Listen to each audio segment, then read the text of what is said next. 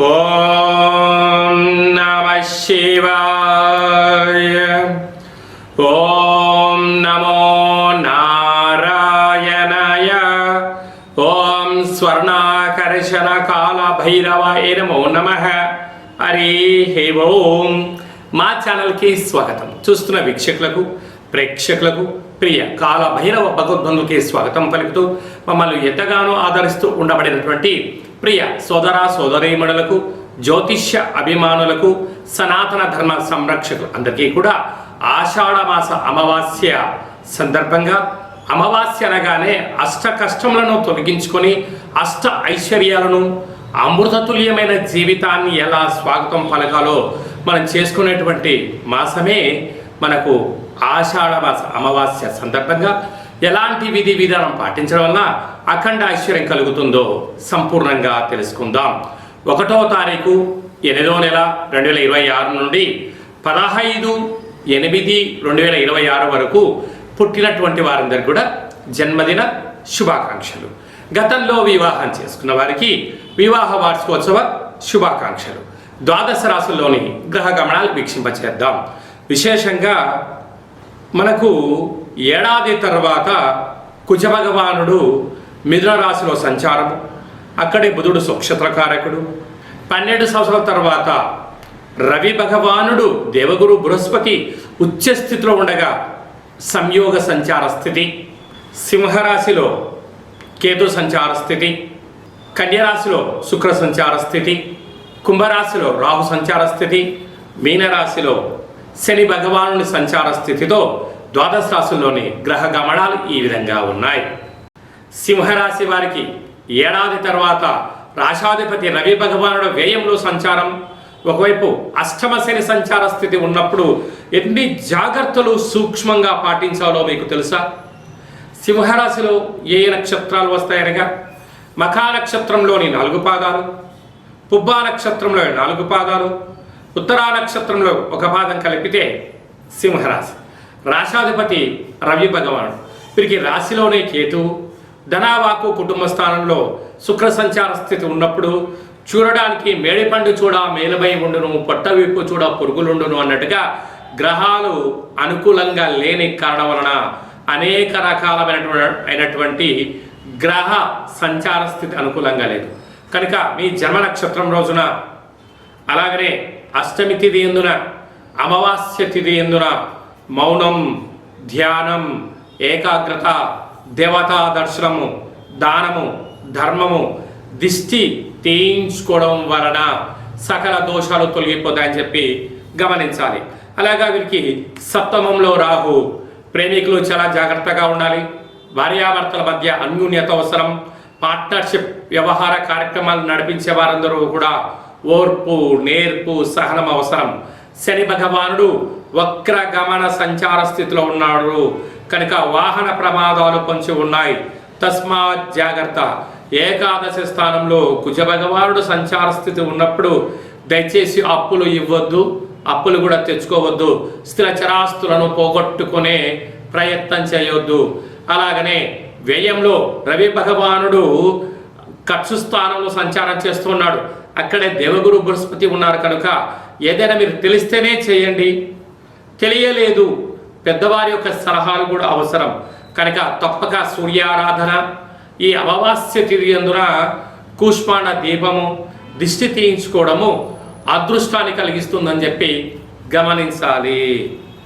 August మాసంలో ప్రథమార్థంలో ముఖ్యమైన పండుగల గురించి క్లుప్తంగా, సవివరంగా, సంపూర్ణంగా తెలుసుకుందాం.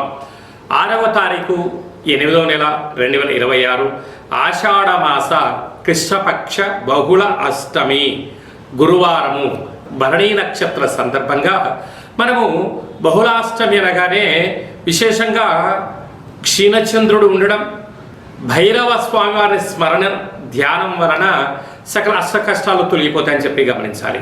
కనుక కాలాష్టమితో సమానమైన అష్టమి కనుక ఇంట్లో ఒక కుష్మాణ దీపాన్ని వెలిగించడం, ఇంటికి దిష్టి తీసి పలగొట్టడం వలన సకల అష్ట కష్టాలు తొలగిపోతాయని చెప్పి గమనించాలి.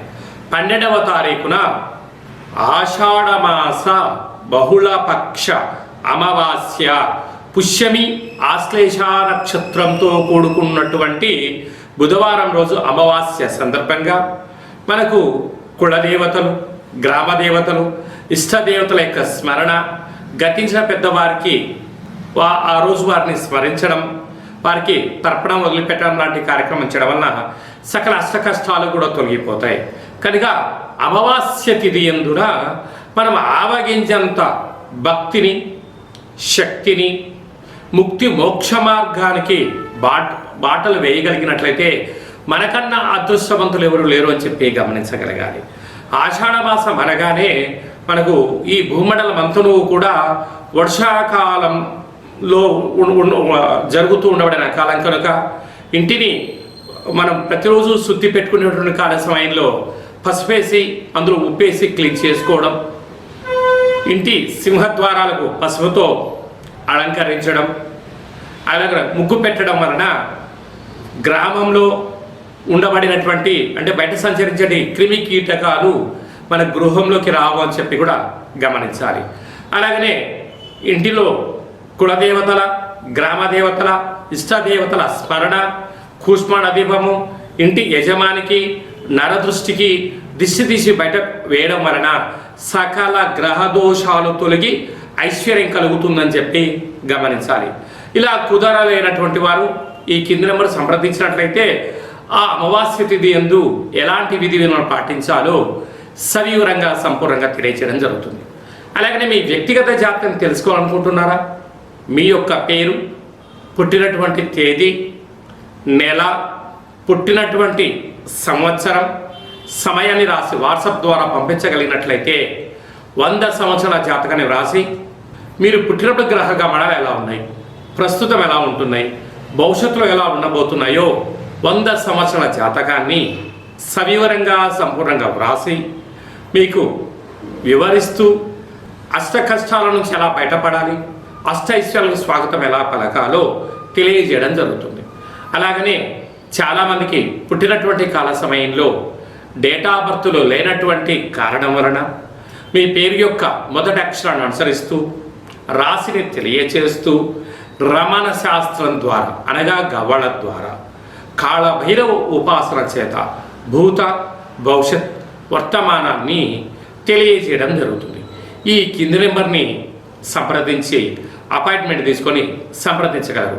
అందరికీ ఆషాఢ మాసంలో అమ్మవారి యొక్క కృప కటాక్ష వీక్షణలు, అందరికీ మంచి ఆయురారోగ్యాలను, విద్యార్థులకు విద్య, ఉద్యోగస్తులకు ప్రమోషను, వ్యాపారస్తులకు వ్యాపార ఆకర్షణ, రాజకీయవేత్తలకు మంచి అవకాశాలు కలిగించాలని మనసారా కోరుకుంటూ ఆశీర్వచనం.